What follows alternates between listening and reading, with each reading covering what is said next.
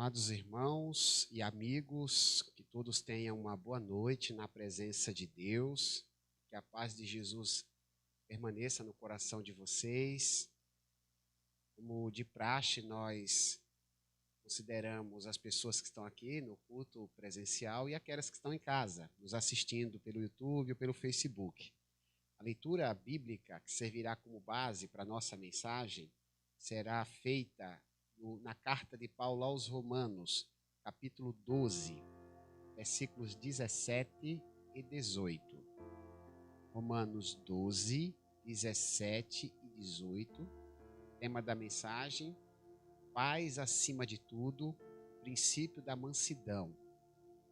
Estamos oficialmente encerrando nossa série de mensagens sobre relacionamentos, intitulada Juntos e Misturados. Deus tem falado muito com a gente a respeito de como lidar com as relações humanas, com os relacionamentos interpessoais.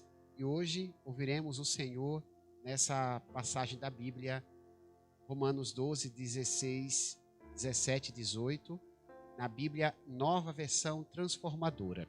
Diz assim a palavra de Deus: nunca paguem o mal com o mal. Pensem sempre em fazer o que é melhor aos olhos de todos. O que depender de vocês, vivam em paz com todos. Por favor, fiquem à vontade.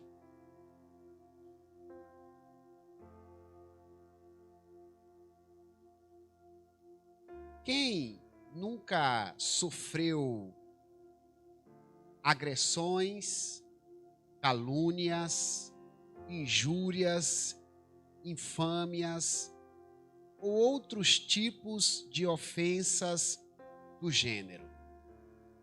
Quem nunca foi ferido nos relacionamentos? A experiência nos mostra que comumente somos vítimas das maldades dos homens. Todos nós. Não há um sequer que possa afirmar que nunca tenha sido vítima da maldade dos outros. Essa, na realidade, trata-se de algo plenamente natural nesse mundo pecaminoso em que nós estamos inseridos. Como essa terra é contaminada pelo pecado, vez ou outra, nós somos feridos nos relacionamentos. Não há como evitar essa realidade. Não há como escapar das afrontas, das fofocas, das injúrias, das agressões e de qualquer outra arma que nos fere as emoções. Na carta de Paulo aos Romanos, essa carta que eu acabei de ler com vocês, ao menos um trecho dela, o apóstolo Paulo nos ensina a reagirmos com bondade todas as vezes que formos ofendidos. Parece um ensino óbvio, mas essa informação do apóstolo Paulo tem muito a nos ensinar. Parece, olhando para esse texto bíblico, que a proposta divina é que façamos tudo o que estiver ao nosso alcance para vivermos em paz com todos os homens. Deus tem nos convocado para proclamarmos e cultivarmos a paz nos relacionamentos. Paz acima de tudo, com base no princípio da mansidão. É o que Deus tem nos sugerido nas relações interpessoais. E é sobre isso que a gente vai conversar, é sobre isso que a gente vai refletir. A importância de promovermos a paz nos relacionamentos que cultivamos dia após dia. Eu desafio a você, meu irmão e minha irmã, a prestar atenção comigo naquilo que Deus vai falar com você nesses 2 versículos. A Bíblia como um todo é uma palavra completa da parte de Deus para nós. E a própria Bíblia, em alguns trechos, também apresenta essa completude. Eu gostaria de compartilhar esses princípios espirituais nesses 2 versículos de Romanos capítulo 12, versículos 17 e 18. A princípio, eu farei a leitura do versículo 17 novamente, conforme está aí no telão. Nunca paguem o mal com o mal. Sempre pensem em fazer o que é melhor aos olhos de todos. Nunca paguem o mal com o mal. Pensem sempre em fazer o que é melhor aos olhos de todos. Esse versículo da palavra do Senhor nos ensina a seguinte verdade a respeito dos relacionamentos. Ouça o que o Senhor está falando ao seu coração. Nossas reações não devem se basear naquilo que os outros fazem por nós. Nossas reações não devem se basear naquilo que os outros fazem por nós. Temos aprendido ao longo desse mês, a própria vida nos dá essa dica, que a sociedade, a vida social, é uma verdadeira bênção. Mas apesar da vida social ser uma bênção, não podemos esconder a verdade de que as relações humanas podem nos causar dores. Toda relação, todo contato com pessoas nos oferece o risco de sermos feridos. Isso acontece na relação matrimonial entre marido e mulher, na relação paterna e materna com os filhos, na relação cristã da comunidade da igreja. Isso também pode ocorrer nas relações humanas de trabalho, nas relações humanas acadêmicas, nas relações humanas com a vizinhança. Toda relação nos oferece o risco de sermos feridos. Não há escapatória. A partir do momento que você começa a se relacionar com alguém, por melhor pessoa que seja este indivíduo que você escolheu para se relacionar, você está aceitando correr o risco de ser ferido e de ferir. Isso é uma verdade, inclusive, teológica. Todos nós que nos relacionamos, estamos abrindo possibilidade para ferir e para sermos feridos.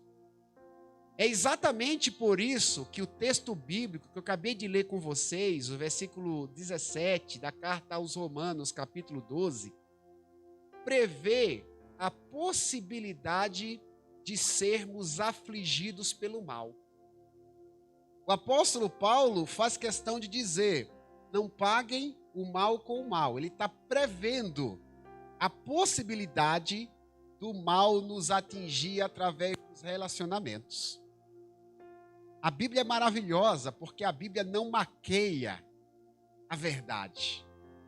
A Bíblia não maqueia os acontecimentos. A Bíblia, ela é muito transparente. Do mesmo modo que a Bíblia diz: não é bom que o homem esteja só, melhor serem 2 do que 1, indicando a importância de vivermos socialmente. A Bíblia não esconde que a vida social tem seus cardos, seus abrolhos e seus espinhos. A Bíblia nos revela, nessa parte aqui que eu acabei de ler, que podemos ser afligidos pelo mal quando nos relacionamos. Todo e qualquer relacionamento oferece esse tipo de risco. A recomendação bíblica para situações em que formos confrontados e agredidos é não reagirmos com base naquilo que os outros fizeram contra nós. Por isso, o primeiro tópico nos apresenta essa frase.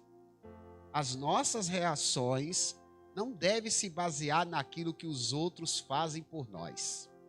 Porque nem sempre os outros farão conosco aquilo que imaginamos que é bom.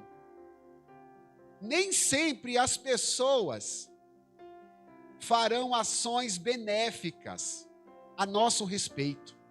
Nem sempre as pessoas falarão aquilo que gostaríamos de ouvir. Por isso, não devemos reagir com base naquilo que os outros fazem contra nós.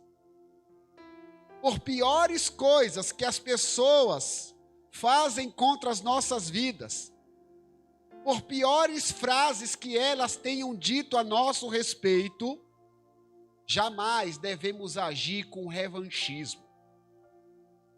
Não é à toa que a palavra nos ensina que a vingança pertence a Deus. Minha é a vingança, diz o Senhor. A sensação que temos quando as pessoas nos ferem é que se nós não reagirmos, vai ficar impune. A Bíblia não diz que ações pecaminosas ficam impunes. As pessoas que agem perversamente, em algum momento elas vão ter que prestar contas pelas coisas erradas que fez.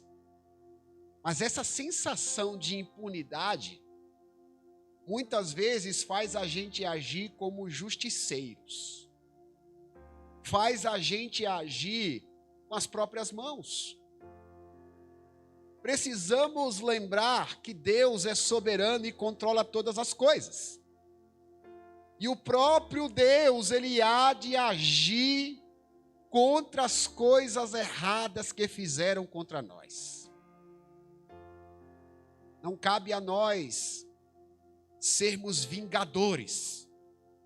Deus não nos deu essa autoridade para executar vingança.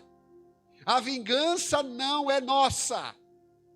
Deus não nos deu essa autorização. Eu e você não temos autorização para nos vingarmos de ninguém. A vingança pertence ao Senhor. Até porque, meus irmãos, o revanchismo não resolve conflitos. Quando resolvemos com nossas próprias mãos, com o nosso próprio instinto, a situação não melhora. Não reconstruímos relacionamentos com guerra. Nosso papel, segundo esse versículo que vocês leram comigo, é fazer o bem sempre. Versículo 17 diz isso, que temos que fazer o bem sempre, mesmo quando nos fizerem mal. Não paguem o mal com o mal, mas façam o bem. O versículo 17 nos manda fazer o bem, mesmo com aqueles que nos fazem mal. Mas há uma outra informação importante no versículo 17. O versículo 17 que não pode ser desconsiderada. Porque além de nos recomendar fazer o bem a quem nos faz o mal, o versículo 17 nos estimula a fazermos o bem de um modo que as pessoas percebam que estamos buscando a paz. Veja o que está escrito no versículo. Pensem sempre em fazer o que é melhor aos olhos de todos. No que diz respeito aos relacionamentos, sobretudo os relacionamentos conflituosos, precisamos fazer as pessoas perceberem que nós estamos em missão de paz. A paz não deve existir apenas no nosso coração, de maneira velada, escondida. A Letícia está implicando comigo, mas Deus sabe no meu coração, eu quero paz. Mas esse texto está me ensinando que eu preciso fazer a Letícia perceber que eu estou em missão de paz. O Alexandre acha que eu não gosto dele e quero brigar com ele. Mas no meu coração, Deus sabe que não é essa a minha intenção. Mas não basta essa intenção ficar guardada comigo. As minhas ações precisam ser notadas pelo Alexandre, que eu estou em missão de paz. Por isso que o texto diz: façam o melhor aos olhos de todos. Os olhos precisam ver que você está se esforçando para promover a paz. É o que a Bíblia diz. As pessoas com quem convivemos precisam perceber que somos promotores da paz. Elas precisam nos enxergar como pessoas que não querem brigar. Os irmãos vão se lembrar do Sermão da Montanha, quando Jesus, no capítulo 5 de Mateus, mais precisamente no versículo 12, Jesus disse o seguinte: bem-aventurado os pacificadores, porque eles serão chamados filhos de Deus. No mesmo contexto, Deus disse, Jesus falou: bem-aventurados os mansos, porque eles herdarão a terra. Queridos irmãos, filhos de Deus são caracterizados pela mansidão. Filhos de Deus são mansos. Essa palavra manso, ela é muito pouco utilizada para se referir aos seres humanos. A gente fala de mansidão, geralmente a gente associa a um animal, né? Esse animal é manso. Meu pet é manso, meu cachorro é manso. Não é comum alguém dizer o Alan é manso, o Sidney é manso. Mas a palavra mansidão tem que se aplicar a seres humanos também. Porque Jesus nos ensinou a sermos mansos. Na nossa casa, as pessoas precisam perceber mansidão. Filhos de Deus, queridos irmãos, são mansos e não semeiam contendas. Filhos de Deus não são brigões. Filhos de Deus não são barraqueiros. Filhos de Deus dão um boi para não entrar numa briga e dão uma boiada para sair dela. Filhos de Deus não são marcados pelo temperamento explosivo. São marcados pelo autocontrole. São marcados pela mansidão, pela longanimidade. Filhos de Deus são promotores da paz e jamais pagam o mal com o mal. Se você quer ser parecido com Deus e ser chamado de filho de Deus, promova a paz. Bem-aventurados pacificadores. Seja um pacifista. Ao contrário do que politicamente se imagina, ser pacífico não é somente ser desarmamentista e o armamento da população. Segundo a Bíblia, ser pacificador é conviver pacificamente com todas as pessoas. É não ser conhecido como alguém conflituoso, alguém problemático, alguém brigão. Deus não te pôs no mundo para ser um problema para as pessoas, para ser pedra no sapato de ninguém. Deus te pôs no mundo para ser promotor da paz. Continuando a nossa reflexão, agora no versículo 18, de Romanos 12, diz assim, complemento da palavra do apóstolo Paulo: no que depender de vocês, vivam em paz com todos. No que depender de vocês, vivam em paz com todos. Sabe o que a gente aprende com esse versículo? Em tempos de conflitos relacionais, devemos tomar a iniciativa de promover a paz. Meus amados, os conflitos relacionais podem ser considerados algo dentro da normalidade. Conflitos são absolutamente normais.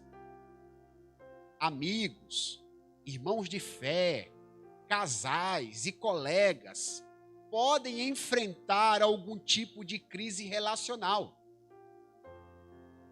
Se você em algum momento passou por uma crise relacional com seu cônjuge, com seu amigo, com seu colega, com seu vizinho, com seu pastor ou com seu irmão de fé, não se considere a pior pessoa do mundo, porque isso é absolutamente normal.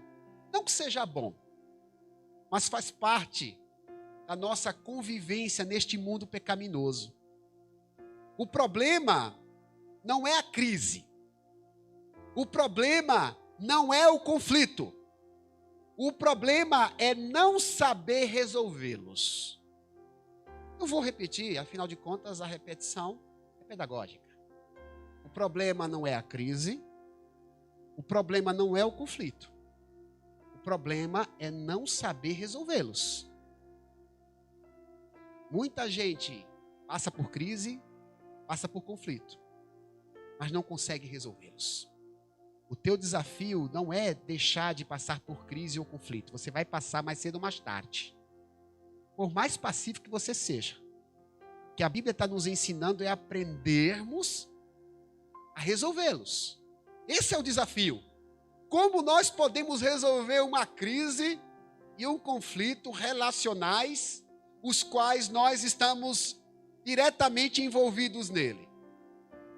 O versículo 18, que eu acabei de ler com vocês, sugere que alguém precisa tomar a iniciativa para pacificar os ânimos.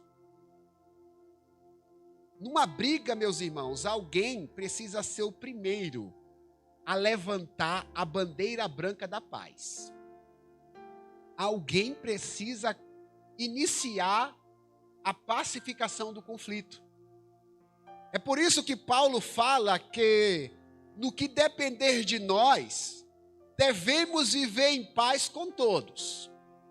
É uma análise que nós precisamos fazer quando estivermos envolvidos em algum problema relacional. Existe alguma coisa que eu possa fazer para a relação? Geralmente, quando estamos nesse embate com alguém, a gente quer que esse alguém mude de postura, esse alguém tome uma atitude. Mas antes de pensar naquilo que esse alguém precisa fazer, a Bíblia nos ensina a olharmos para o nosso umbigo, a olharmos para o espelho. O que é que está ao meu alcance para promover a paz com aquela pessoa que eu estou vivendo uma crise? O que é que está ao meu alcance? Quando a pacificação não depende da gente, não há o que fazer. Isso que a Bíblia fala, se possível. Se possível. Nem sempre é possível. Em situações que não dependem apenas de nós. Nós precisamos ter muita sinceridade para olhar as coisas que estão ao nosso alcance. Quando não depende da gente, não há o que fazer. Mas se houver algo que possa ser feito por nós, não podemos nos eximir da responsabilidade. Dado momento, Paulo fala, em outra ocasião, se possível, tenha paz com todos, porque tem situação que não é possível. Mas precisamos ter muita sinceridade com a gente mesmo. A gente já fez tudo o que foi possível? Se a solução do conflito depende da nossa iniciativa, a gente não pode pensar duas vezes, a gente tem que agir. Às vezes, a paz relacional depende do silêncio de alguém. Se a paz relacional depender do nosso silêncio, sejamos o primeiro a ficarmos calados. Existem atritos que serão dirimidos se uma das partes ficar em silêncio. Ficar em silêncio não é fácil. Temos a famosa frase: eu tenho que levar desaforo para casa. A pessoa falou o que quis e não vai ouvir absolutamente nada de mim, é preciso fazer uma autorreflexão. Aquele problema vai ser resolvido com o silêncio de alguém? Se um silêncio resolver o problema, precisamos ser os primeiros a ficarmos calados. Se a paz depender de um tom de voz diferente, que sejamos os primeiros a mudarmos o tom de voz. Irmãos, temos que ser os primeiros a agir em busca da paz. Lembremos do tema da mensagem. Para um crente em Jesus, a paz estará acima de tudo. Sua saúde agradece, sua imunidade será preservada. Do ponto de vista científico, você ganha muito mais quando vive em paz com as pessoas. Ganha muito mais quando está em paz do que quando desabafa as agredindo. Por isso que a Bíblia nos ensina a vivermos em paz, quando possível, com todos os homens. Você já ouviu a frase, quando um não quer, dois não brigam? Claro que já ouviu. Quem nunca ouviu essa frase? Papai e mamãe gostam de falar essa frase. O professor gosta de falar essa frase. Quando não quer, dois não brigam. Irmãos, esse ditado popular sugere que no ambiente de contenda, alguém precisa ser o promotor da paz. É exatamente o que Jesus espera de mim e de você. Não importa o quanto tenhamos sido afrontados, não importa o quanto tenhamos sido agredidos, jamais devemos agir em tom de revanche, nem muito menos pagando o mal com o mal. Quando a paz com o próximo estiver dependendo de nossas ações, devemos ser proativos, fazendo de tudo que estiver ao nosso alcance.